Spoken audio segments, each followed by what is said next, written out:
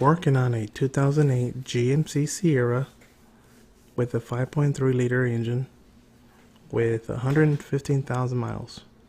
Truck was towed in. Customer said truck does not start, no power to the instrument panel, interior lights not coming on. Classic symptom of a dead battery, right?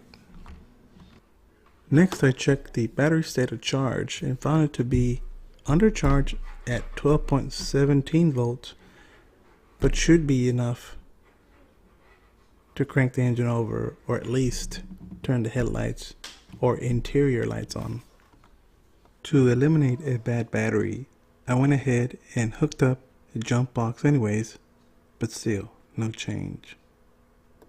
At this point, I'm thinking I have a bad positive battery cable, so I connected the digital voltmeter positive lead at the alternator positive and the negative lead at the alternator bracket, and had 4.78 volts. Leaving the negative lead on the alternator bracket, I checked the voltage at the underhood fuse box and also had low voltage. I traced both positive cables from the alternator and the fuse box back to a 175 amp fuse on the firewall to check voltage there. This time, negative lead of the meter on the battery negative terminal and the positive lead on one of the positive cables after the fuse.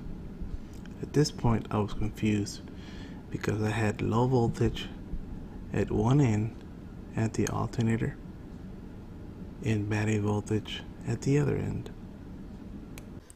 Leaving the positive lead at the fuse, I moved the negative lead of the meter to engine block ground and found the low voltage drop. It turns out that the truck had a bad ground.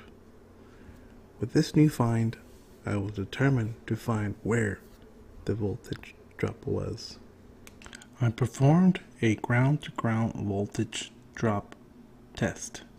First, I put the negative lead of the meter on the battery negative terminal and the positive lead to engine block ground and had 7.09 volts.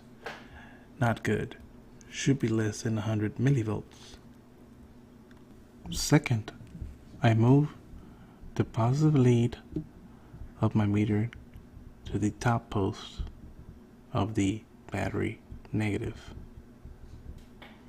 and left the negative lead on the terminal and found 0 volts. Perfect. No voltage drop. Finally, I checked the negative terminal to the cable strands and found 7.10 volts.